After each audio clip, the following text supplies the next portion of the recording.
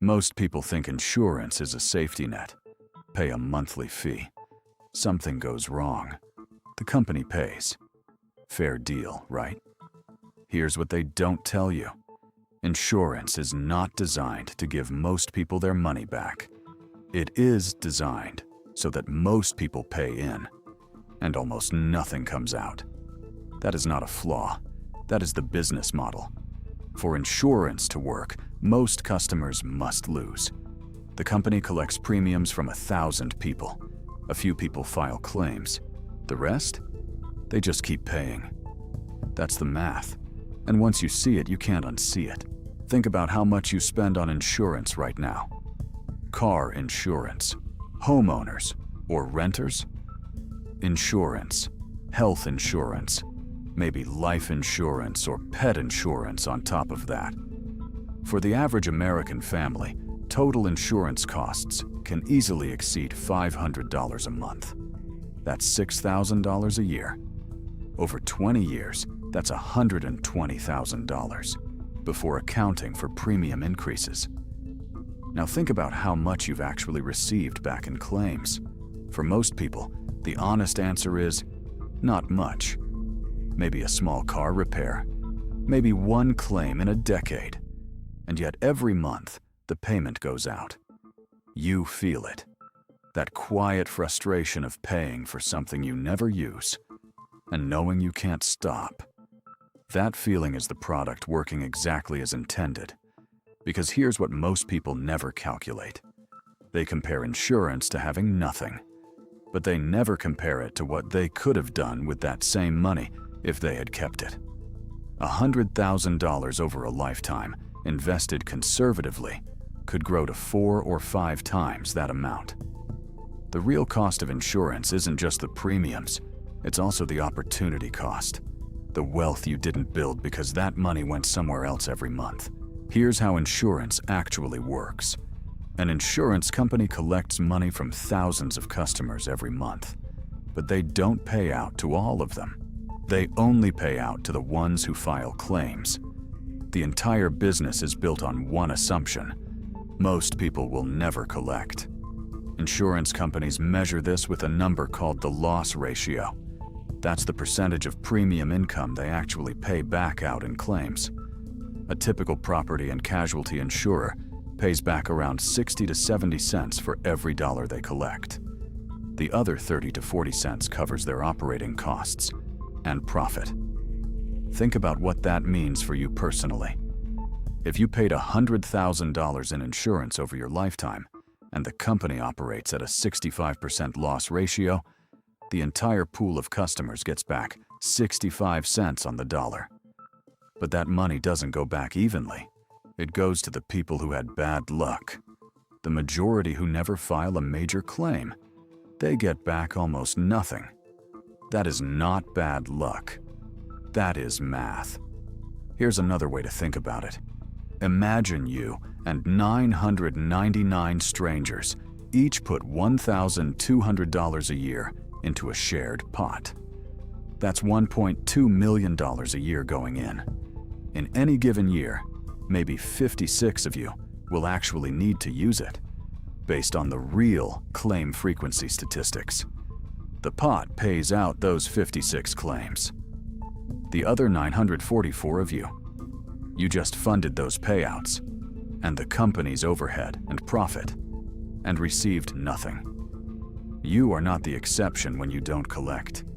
You are the majority. You are the product. Meet Marcus. Marcus is 38 years old. He lives in Phoenix, Arizona. He drives to work every day. He owns a small house. He's been a careful, responsible person his whole adult life. Marcus has had car insurance since he was 22. Every year, he pays around $1,800 for full coverage. Over 16 years, that's nearly $29,000 in premiums. In that time, he filed one claim, a minor fender bender at 27. The payout was $2,100. So Marcus has paid $29,000 into the system and received $2,100 back. That's a return of about 7 cents on the dollar. He didn't do anything wrong. He drove carefully. He paid on time. He did everything right. But doing everything right in insurance means you never collect. The safer you are, the more the company profits off you. Now consider what Marcus could have done with that $29,000. He could have kept it in a basic savings account. He could have invested it. If he had put $1,800 a year into an index fund at a modest 7% annual return over 16 years, he would have roughly $54,000 today. Instead, he has $2,100 in paid claims and a clean driving record that the insurance company uses to keep charging him. Marcus is not unusual. He is the average customer, and that's exactly the problem. Car insurance is just one example. The same math shows up everywhere. Take homeowners insurance. According to insurance industry data, the average homeowner files a claim roughly once every 9 to 10 years. The average annual premium for homeowners insurance in the US is around $2,000 per year. Over 10 years, that's $20,000 paid in. The average homeowners insurance claim payout is around $17,000. So the typical homeowner pays in $20,000 over a decade to cover a potential $17,000 loss that may never happen. And if they do file a claim, their premium often rises by $168 or more per year afterward, even after they've already paid for the coverage that triggered the claim. In other words, you pay for the protection. You use the protection, and then you get penalized for using it. Now think about renter's insurance, pet insurance, life insurance. Each one runs on the same basic formula. Collect from many, pay out to few. Keep the difference. And here's a detail that most people don't notice. The more policies you hold, the better your customer profile looks. A person with home, auto, and life insurance bundled together is a reliable revenue stream. The company knows this. That's why bundling discounts exist, not to save you money, but to increase your total annual commitment. You pay a little less per policy, but you pay more policies. Total outflow from your wallet goes up. The product is not protection. The product is the feeling of protection. Here is the second force that makes this even harder to escape. Most people are afraid not to pay. And that fear is rational. If your car gets totaled without insurance, you could lose thousands. If your house burns down without coverage, you could lose everything. Insurance companies don't just sell protection. They sell relief from a specific kind of anxiety. The anxiety of what if? What if something goes wrong and I have nothing? That anxiety is real, but it's also useful for the company. Because as long as you're more afraid of the worst case than you are frustrated by the monthly cost, you keep paying. There's also something called the availability heuristic, a known quirk of human psychology. When we can easily imagine a terrible event, we tend to overestimate how likely it is. You've seen house fires on the news. You know someone whose car was stolen. Those vivid images make the risk feel closer than it actually is. In reality, only around 5.6% of insured homeowners file a claim in any given year. For most people, the catastrophe they're paying to protect against will never arrive. But the premium bill arrives every single month.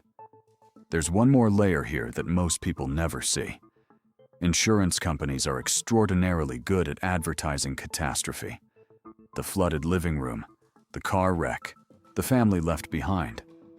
Those images are not accidental.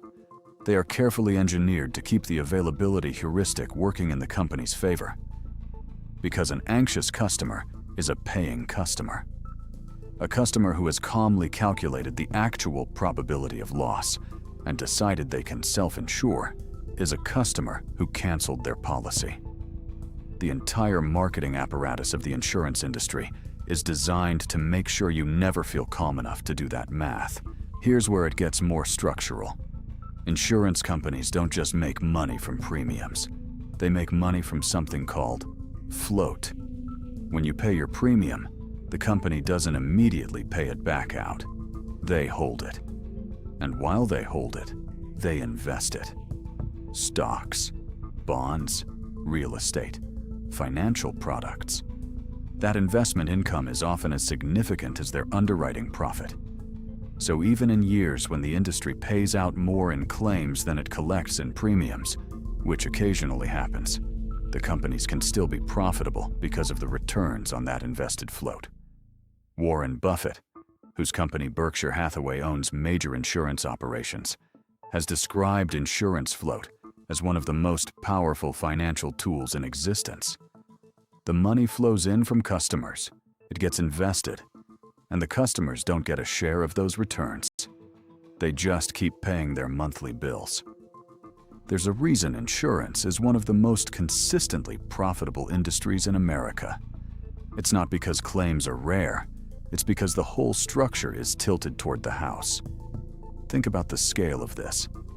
In 2019 alone, the auto insurance industry collected over $239 billion in premiums from American drivers. That's money sitting in the system, being invested, generating returns, while most of the people who paid it never see a dollar back.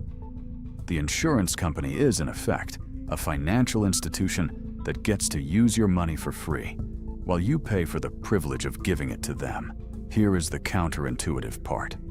Most people assume that if they've never filed a claim, that means insurance has been a waste.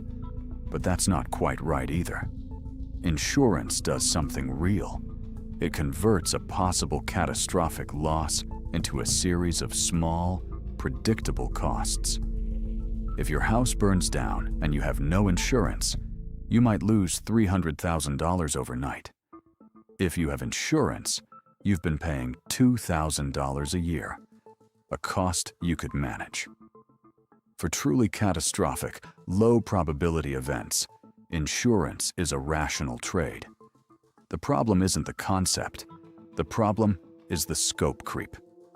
Americans have been sold insurance for things that don't carry catastrophic risk.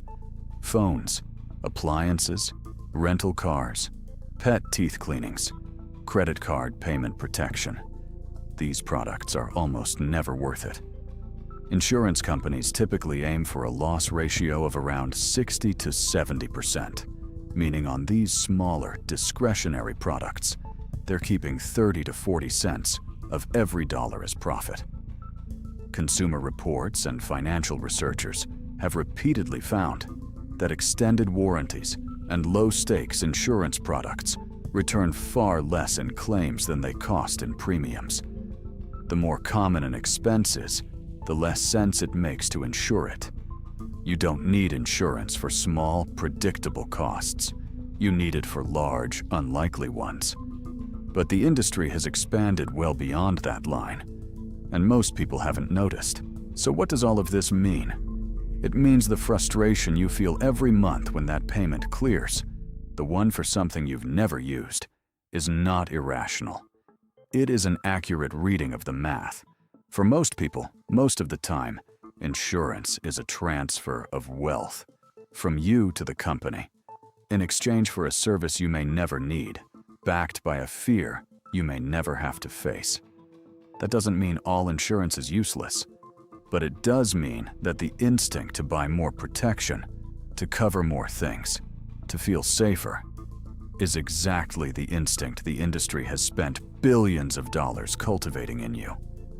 Not because more coverage makes you safer, but because more coverage makes them more money. The hidden rule of insurance is this: the system only stays profitable if most people pay more than they ever receive, and you are most people. The question isn't whether you should have insurance. The question is, which risks are actually catastrophic enough to be worth paying for? And which ones are you covering because someone convinced you to be afraid? That distinction is worth more than any policy you'll ever buy. Because the moment you start making that calculation clearly, without fear clouding the math, you stop being a passive customer.